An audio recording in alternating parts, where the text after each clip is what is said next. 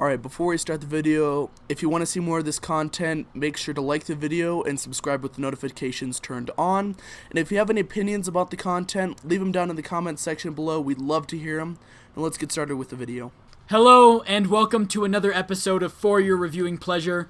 I'm Cameron. I'm Dylan. And joining us today is a special guest. Introduce yourself. My name is Cam. Good friends with these men right here. Yeah, I'm excited. All right, and today we're going to be talking about Glass and If Beale Street Could Talk. Before we get into those, let's do a quick recap of the movies that we reviewed last week and how they're doing in box office. As of recording this episode, A Dog's Way Home has grossed $23.8 million domestically with a production budget of $18 million. And Replicas has grossed $3.6 million domestically with a production budget of $30 million. So I think it's safe to say we could very well see another sequel to the Dog's Way Home, Dog's Purpose franchise. But it's very safe to say we will not be watching another Replicas movie. The first movie we're reviewing today is If Beale Street Could Talk. Set in early 1970s Harlem, If Beale Street Could Talk is a timeless and moving love story of both a couple's unbreakable bond and the African-American family's empowering embrace, as told through the eyes of 19-year-old Tish Rivers. A daughter and wife-to-be, Tish vividly recalls the passion, respect, and trust that have connected her and her artist fiancé, Alonzo Hunt, who goes by the nickname Fonny. Friends since childhood, the devoted couple dream of a future together, but their plans are derailed when Fonny is arrested for a crime he did not commit.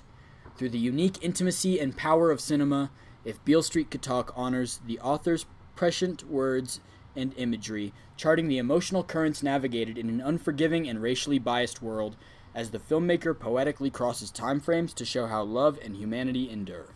Rated R for language and some sexual content. Written and directed by Barry Jenkins. And the production budget is $12 million. So first, let's start out and do a little bit of a non-spoiler review. Okay. Just in case the people out there want to go see If Beale Street Could Talk. Cool.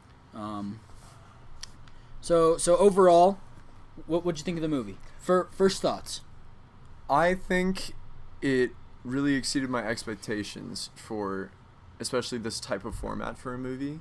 I expected something that was, to my basis, going to be a lot slower, but it kept me intrigued and interested like almost the entire time.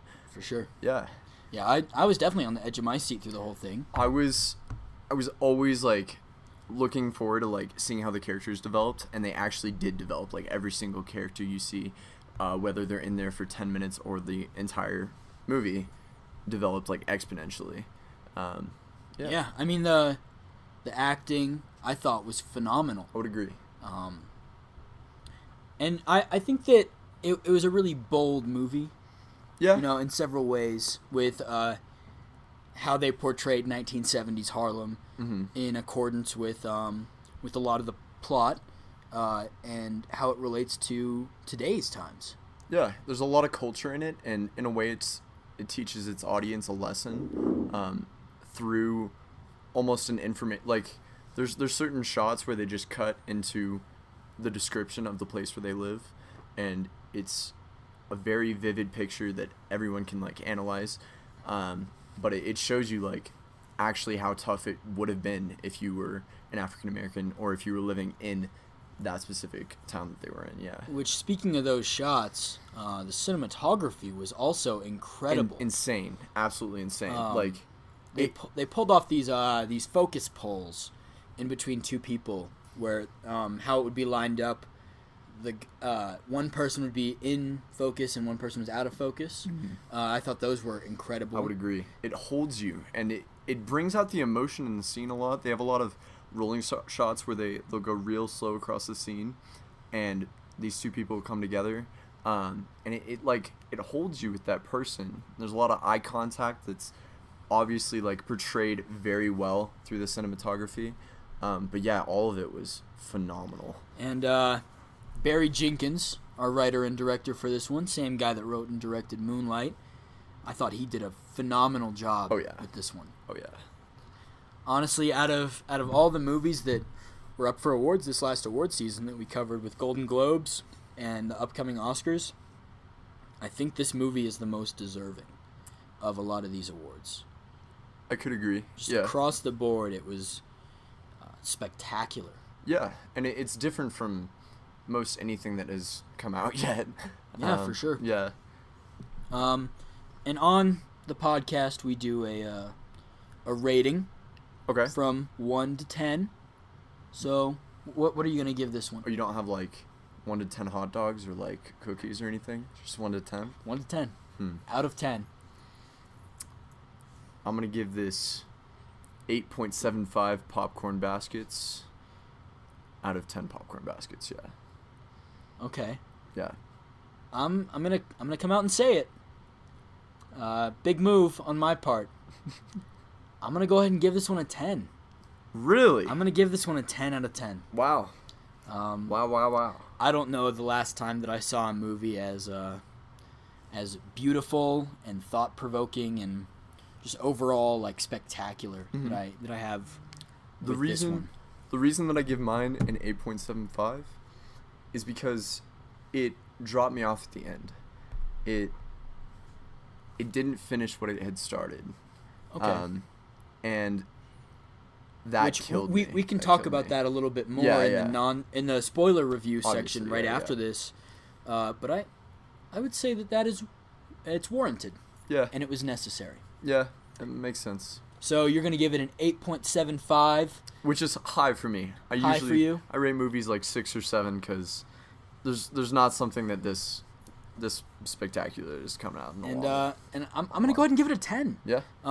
I think January is a very slow month in terms of movies. It's a lot of movies that it's after the cutoff usually for pushing our movies out. award winners. Yeah. But it's before any kind of blockbuster season, so there's not a lot out right now. Yeah. With the exception of the movie we're gonna review after this glass. But I would say like this is the movie to go see right now. Yeah. Easily. Absolutely. Go see If Beale Street Could Talk. Absolutely. It's definitely the best thing out right now. Yep.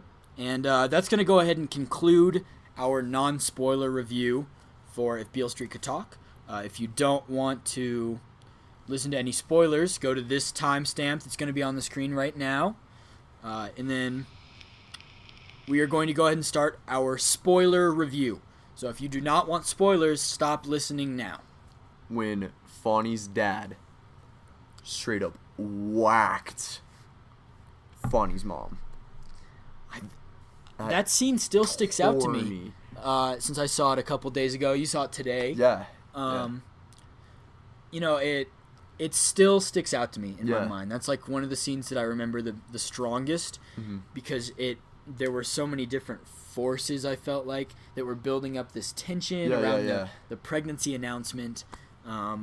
Especially with the narration that we see from our main character Tish. Yeah. That kind of sets it up to be like how she wasn't good enough for him, but that truly meant that she wasn't good enough for his mom. Yeah. You don't know what to feel at first in that scene, and you almost have to you're forced to take a side. Yeah. It's really weird, but it gives the audience it takes the reins. Well, I think take the reins. it's really smart because I think it's kind of a which it happens so early, right? You know, it's maybe 5-10 minutes into the movie. Yeah. And I think it kind of wakes the audience up. Like this isn't just an artsy movie. This is a bold movie. Yeah. And you have to start paying attention. It's a good way of saying it. Because it's so strong so early, which I think was really good. It's a good move. So as we both said, you know, very bold choice that early on because it lets people know that this movie isn't one to be messed with. Yeah, absolutely. Yeah. So I think we should also talk about the big thing that we couldn't necessarily say when we were talking about how this movie related to the times. Yeah. With Fonny being accused of sexual assault. Very timely, I would say, with the whole Me Too movement that's been happening recently, because that's another thing where it makes you take a side. It almost becomes political for a second. Yes, but it doesn't. Yeah. They take a political thing, and they take out the politics. Yeah, of it. and they bring it down to the two families. You know. It doesn't even become racial. Like you think Yeah. you'd think it'd become like a black versus white thing. It doesn't do that whatsoever. It just becomes almost like an internal feud within the characters where they have to deal with this themselves. Which, just like with the scene that we talked about afore, was aforementioned, with the hit, Yeah. you could say, between Fonny's parents. Yeah. This also makes you take a side.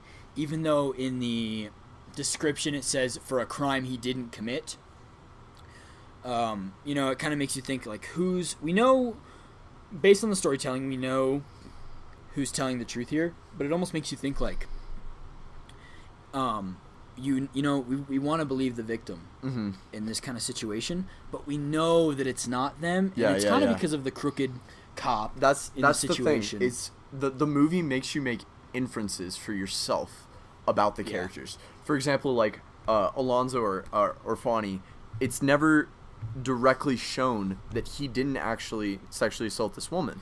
It's you see it through his character. But then later on we do see the scene that's like his alibi for it. Yeah. When he had the friend come into town and but Tish it's was making food for them. It's never explicitly shown, is what I'm saying. It's all inferred from everything you've seen, and that's like a huge thing throughout the movie, is a lot of things you're making inferences about.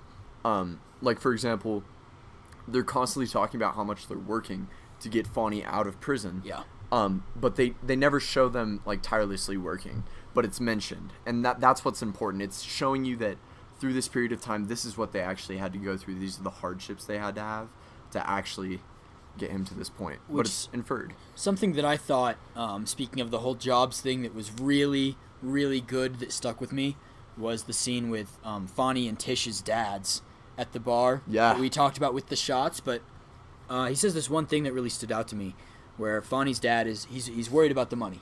Mm-hmm. They're working as much as they can. They even come to stealing from a dock at one point and selling off clothes. But he says,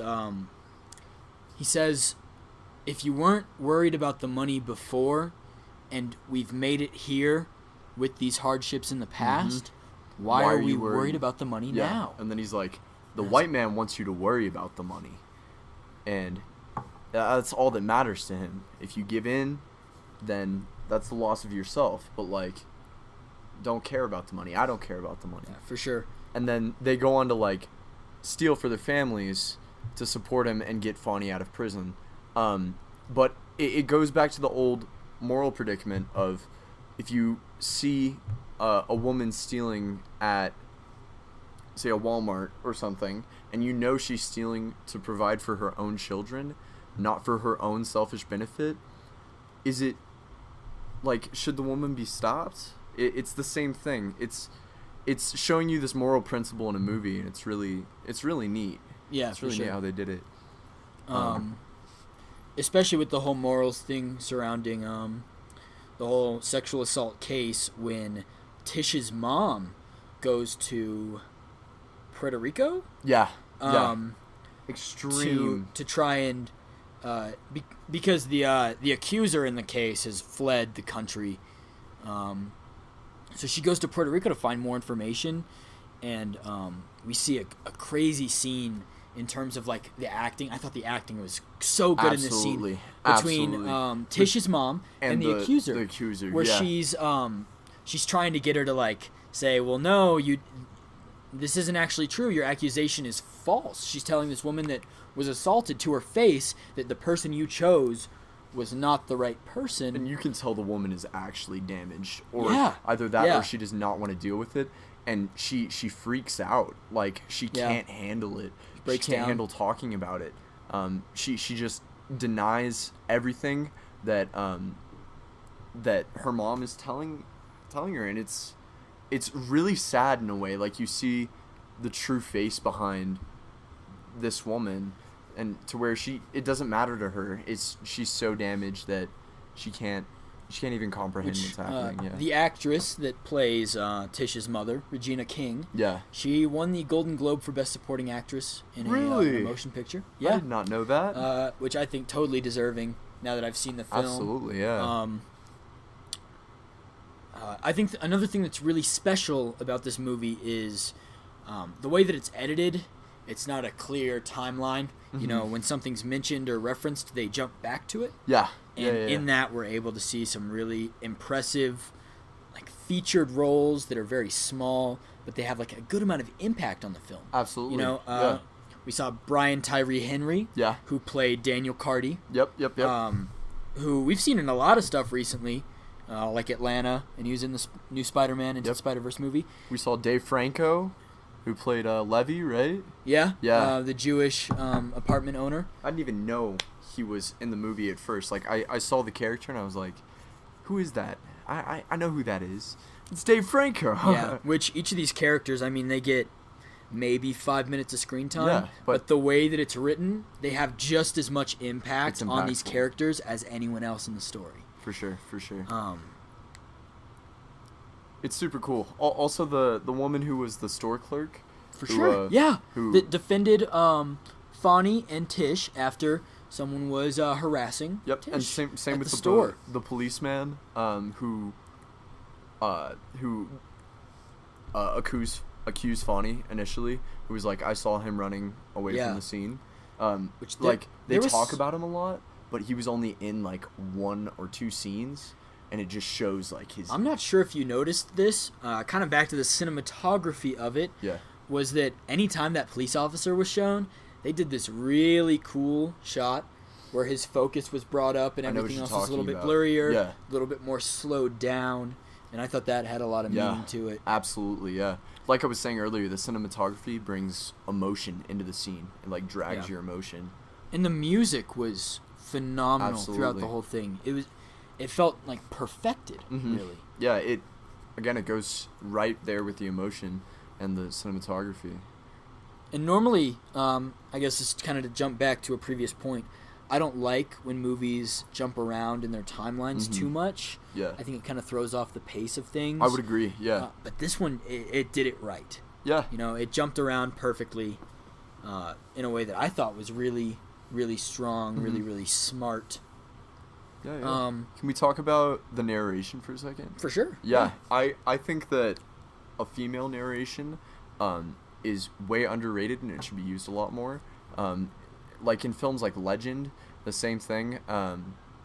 Female narration makes the whole thing. It changes the tone of the entire movie into this softer, like almost ethereal type tone that can either be sad or destructive or pitiful or both. Yeah. And that just goes hand in hand with like the lighter tone of voice, Which but yeah, I think was the right way to play it, since If Beale Street Could Talk absolutely was not an original screenplay. It was based on a book by James Baldwin. That's one of the reasons I think it. This So I think movie they is so phenomenal. Yeah, they didn't change it too much. Yeah. I haven't read the book, Yeah, but me kind neither. of bringing that narration out of the character that it was from that point of view in the book, I Yeah. think that was really a smart. genius move. And the right way to do it. Yeah, absolutely. Would you like to talk about that ending now? Okay, sure. So you said that you didn't. So that the ending of the film, big spoilers. Like if you really haven't seen it and want to, and you still listen to the spoiler review for some reason, tune out right now because it is a big spoiler. Okay, Fonnie takes a plea deal Yeah. to avoid a larger sentence, and he's stuck in jail. And that And- final scene. Tish had finally had her child. Yep. And they have gone to visit Fonnie They're in a before. visit, Yeah, right? At the but very end. They come to this next visit, and he's there, and I'd say he's probably 4 or 5 at that point. His son. Yeah. Their son was probably 3, 4, 5, Yeah, right around there. that age. Not in school yet. No. And So he's not in school yet, but still like old enough to be talking, writing. Yep. And it leaves us with a scene of them talking, and the relationship with the father is there, but it makes you so sad to see this. And then that's the end of the scene, just the 3 of them sitting there talking. it's impactful in a way because it shows you the truth behind what actually has happened in the past, and It's real. It's very real. It shows you, it's almost the lesson behind the movie, the moral of the movie, what they're trying to get across. But it makes me sad that I couldn't see the three of them at home, like, actually being a family. I just wish I could have seen more from it. Like, I get that. they could have done, like, a flip into the future, but in a way, I think it was the right they did it right. Yeah, I think it was the right they did it ending right. because it shows that, because this movie is a love story. It's a beautiful, beautiful love story, but it's also a sad love story. Absolutely. You know, it proves that not everyone gets their happy ending, especially when you're at a disadvantage. Yeah. For them in America as African Americans in 1970s Harlem. Yeah. You know. Yeah. Another bold move by the producer, honestly, because that, like, it's hard to actually pull off in a movie a sad ending, because most every movie has a happy ending. Unfortunately, and I he did prefer it when a movie has more of a Yeah, because it leaves you on a hanging note, a hanging know, emotion, and it sticks with you longer. And I'm happy that this movie didn't necessarily have a formula that we would see with a lot of other movies in terms of the pacing and the ending, because it leaves you wanting more. Yeah. At the absolutely. end of any scene, when they cut it off, I don't know if I would say that I was ever truly satisfied with the ending of any of the scenes, because you want more. Absolutely, yeah. Especially from such a good movie. Which is beautiful writing. Yeah. It just makes you more intrigued about. Impressive. Yeah, it's the really producers, impressive. the directors, everyone. What else was I? Anything else you want to talk about? The one thing, I don't think there's gonna be a sequel to this. No. I You don't can't. think they You can't do a could. sequel to something like this. No. Yeah. No sequel. No matter how well it does, no matter how many awards it wins, that would ruin it. That would absolutely, tarnish. I would say. The beauty of this movie. We've got to have it be a standalone. Yep. Which wanna I don't see think more, though. I don't think there's any intentions of there being a sequel. Yeah, I would agree. So now that we've talked through a little bit more of the plot points of the movie, do you still stand with that 8.75? I'll bump it up to a 9. To a 9. To a 9. Okay, that's what we like But to hear. That's Because, I mean, when we talk through this, you know, you look at different things that we can talk about, you know, acting, writing, directing, the music, the shots, the dialogue, the pacing, themes. You know, I would say there was nothing wrong. I would say this is the perfect movie. That's a It's a bold statement. That's a statement. Yeah. Is there anything wrong with it in your eyes, other than you wanting more? Because we've kind of decided that was a good thing. Yeah. I don't think there's much I can say about it that's bad. I'd have to agree with you. Wasn't too short, wasn't too long. Yeah, it was really well paced too. Everything about it was pretty damn good. So Yeah. I'm still gonna stick with my 10. Okay. Perfect movie. Please go see If Beale Street Could Talk. For sure. And if you do, please contact us, whether it's through the Instagram or the YouTube comments. We would love to know what you think about this movie. For sure. You know, let's start a conversation on that. That's what we're always looking to do. And I think that's going to be it for If Beale Street Could Talk. Thank you so much, Cam. Oh, dude, of course. For coming out and being our first guest on the podcast. Definite peep. Go and see this movie, bro. Honestly. But yeah, I had a good time. That's good. I love talking about this. Especially cinematography. And we would love to have you back sometime. For but sure. I think that's going to conclude our review of If Beale Street Could Talk. All right. The next movie we're going to be discussing and reviewing is Glass.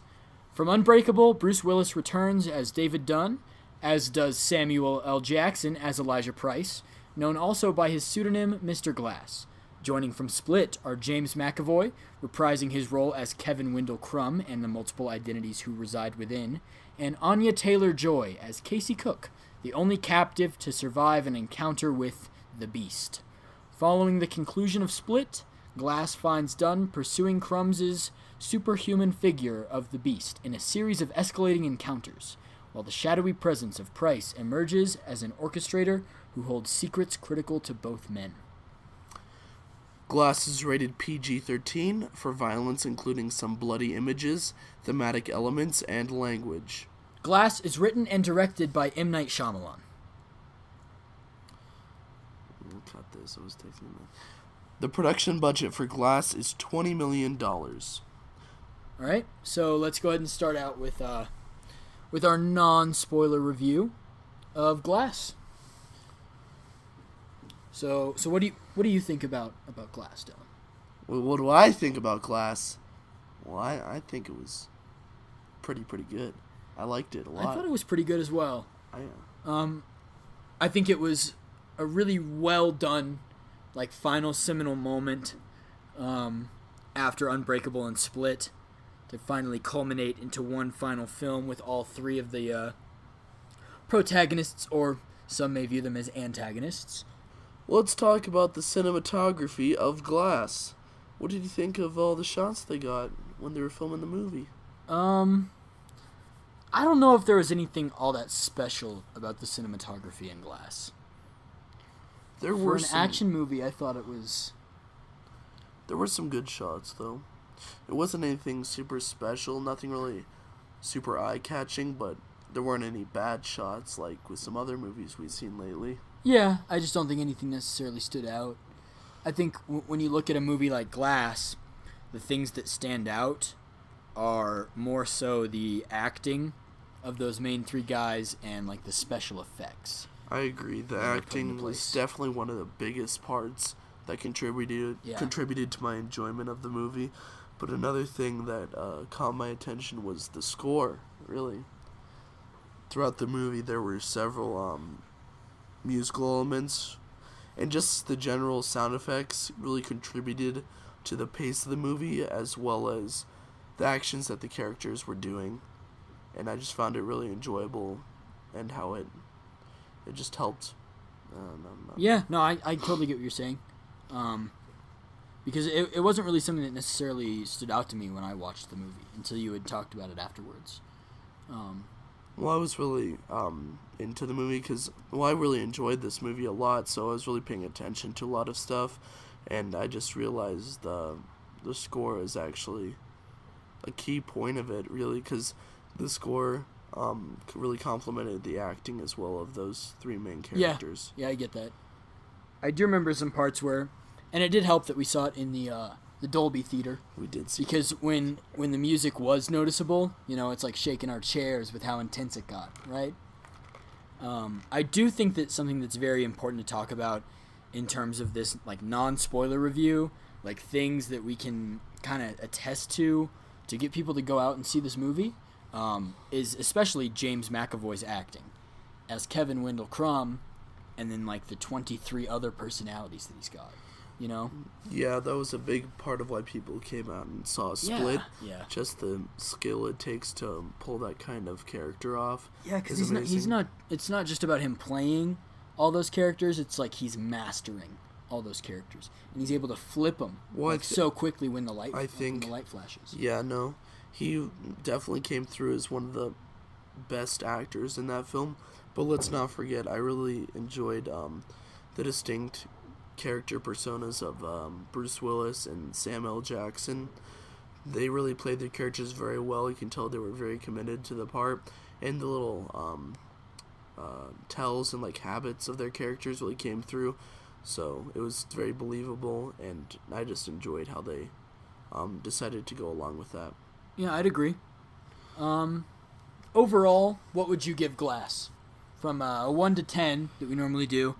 Well, I really like this movie. Like, some other movies you've seen lately, they've been like, yeah, it's alright, it's pretty good. But this one really stood out for me, so I'm going to give it a 9 out of 10. A 9 out of 10? Yeah. Okay. What prevents you from getting up to that 10 for this one? What did Glass lack for you? Well, they're, like, pretty much everything else but the genre movie, because it's like an action movie. And okay. I think there has to be a very specific and, like, extremely detailed and, like, perfect way to pull off that type of movie that would make it a 10 out of 10. It's very rare to see that, so that's why it holds it back for me. I think it's, for other movies, like, such as, like, dramas and, like, other stuff, like, that would be easier because you can go way deeper with it. But just for an action movie, I really enjoyed it, and I love the movie. I think people should see it. That's why it's a 9 out of 10 for me, but it's not like a perfect movie. Yeah, I think I'm going to go ahead and go with an 8 out of 10. Adversely, in how you thought of this as an action movie, and that's what detracted from it for you, I went into this kind of thinking it would be more of like a suspense thriller, like Split was. And I think that's why I enjoyed it the way that I did, was because it just kept building, building and building and building, which I thought was really strong. I think that it lacked somewhat in the writing. Like, those characters could have been a lot stronger if they had a better script to work with. But other than that, I don't have any detractions from it. It just feels like an 8 out of 10 for me. That makes sense. Is there anything else you want to talk about, or can we go ahead and... All right, let's conclude this non-spoiler review of Glass, and now we are going to start our spoiler review of Glass. Okay, and now we are going to be starting our spoiler review of Glass. So I think that some really important things that we should talk about in terms of what we liked about Glass revolve around our ending, our final 20 minutes that have a lot of spoilers in it, so we couldn't cover in our non-spoiler review. So basically, at the end, all three of our superhuman figures escape from the compound. Yeah, so basically when they all escape from the compound, the therapy site, whatever, they're all out on like the front lawn, and instead of going to this big Osaka tower that they're playing about, they just have it right there, and then they all die, actually. Yeah, they get in a big fight, a big action movie superhero fight. Yeah, that's really, I enjoyed that, but it's not really, at the end, it's not really about them dying necessarily. Because they flip the switch, right? While they're all dying, they slowly, like, it's like a voiceover, like, they flash back to different parts, and it's not about them physically dying, it's about the stories that they're going through while they're dying in their heads, and them connecting with other characters in the film. Like, for example, Mr. Glass, his big plan gets revealed, and then, Kevin, he finally gets, like, control of his body for a bit, and they just really open up their characters at the end in their final moments, which I really enjoyed. And then it's revealed to us, kind of a cutback to when we see Glass typing in some computer programming, showing off his genius at work.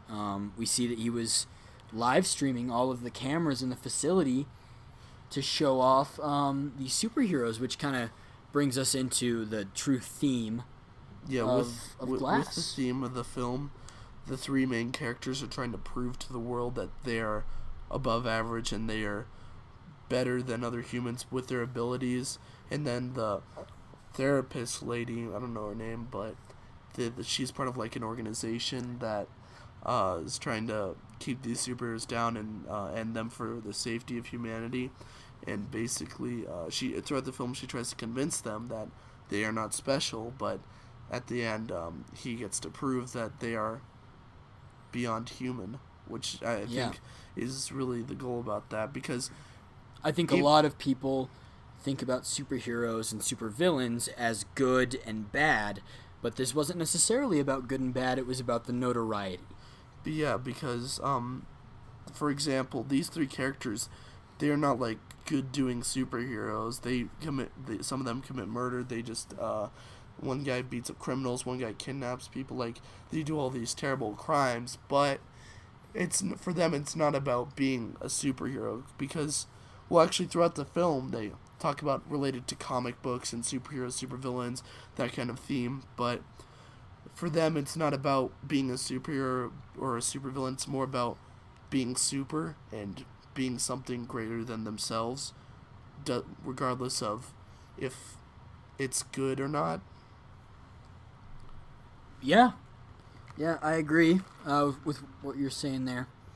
I think something else that was really well done was, since, this trilogy, this East Rail 177 trilogy with Unbreakable, Split, and Glass has kind of been a 20 years in the making thing, and, we know how they're connected more or less throughout these three films with the train accident, but I think something that was really, really cool about this movie was that it doesn't just show the audience seeing how the three movies connect.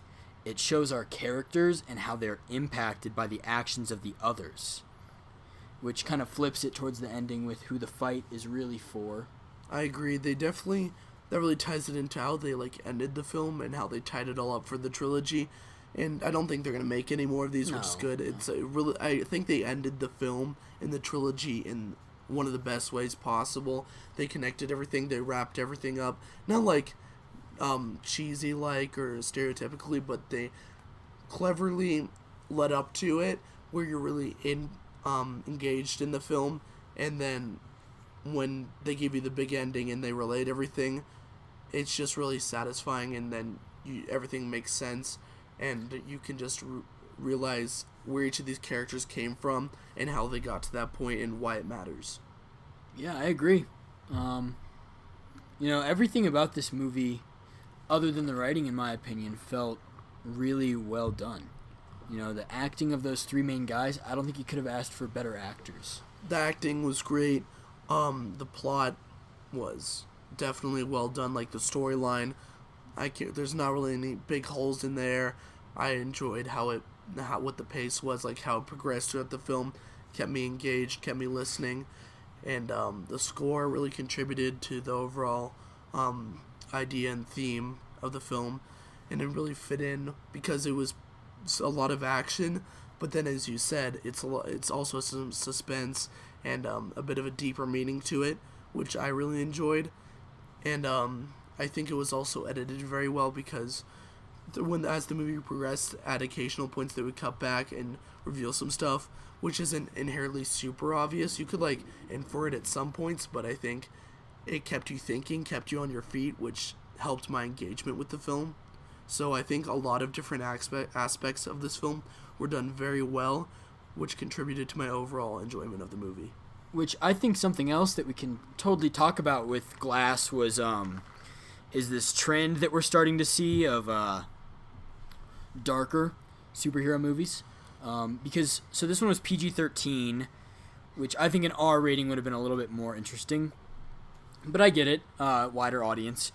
But I wasn't expecting very much violence, or at least not violence of a graphic-ish nature.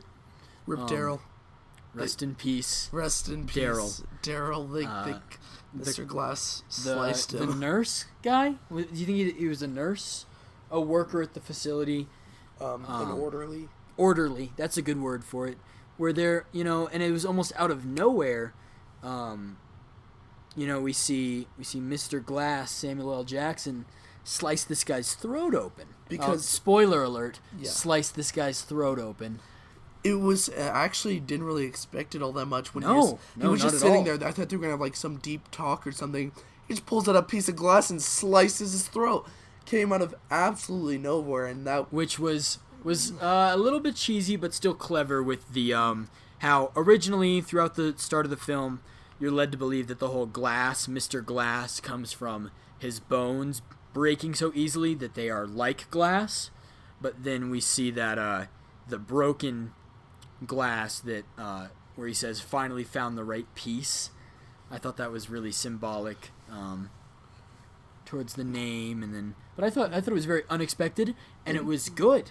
I enjoyed that part. And speaking of Mr. Glass, I think his character really came through, not as a very strong character for his personality and his history and everything, but I think he was there more of in a role to tie everything together, and since he was the brains of it, he manipulated the other characters and used different variables to manipulate the scenario, and I think he really just made the film progress in a way where it was centered around him, but he wasn't the main character. He was kind of controlling things, which I really enjoyed that aspect of the film, because there's Bruce Willis and then the split personality, and they're the big acting people who have all the strong sturdiness, and they're punching walls and stuff, but he's just the brain behind it, which I think was a very key role in the film. I think a really underrated acting performance, especially with how it was written in, was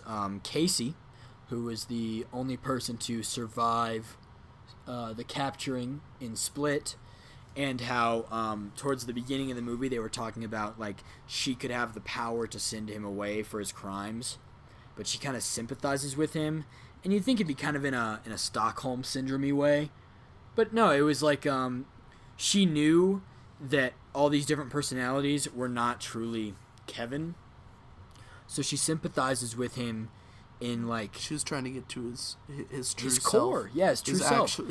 Kevin himself, not us all. And her character was powerful enough that she was able to bring that out of him, you know, and kind of strip him down a little bit, which, you know, with the other characters like Bruce Willis, David Dunn, he has to be like drowning to bring him back to that core self.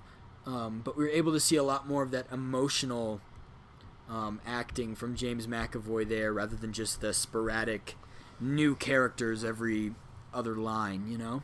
Well, speaking of Casey, because each of the main characters had a supporting character behind them, like a family member or a friend, and with Mr. Glass, we had his mother, and then with David Dunn, we had his son, and these people also believed that these people had superpowers and they were above human.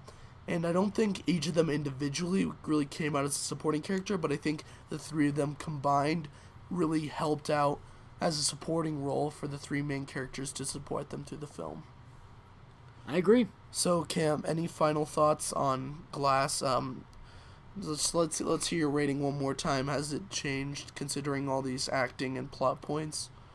I don't think that mine's changed. I'm gonna stick with my 8 out of 10. Which is still very good. I really enjoyed this movie. I think both of the movies that we've reviewed today, Glass and If Beale Street Could Talk, are the movies to go see right now. Definitely. Like, these are the ones that I recommend. If you get a chance, go see both of these movies. They're both very, very good. I'm also sticking with my 9 out of 10. I think Glass was an exceptional movie, as well as Beale Street Could Talk. Both very moving, but both in their different ways. I think they both really impacted me a lot.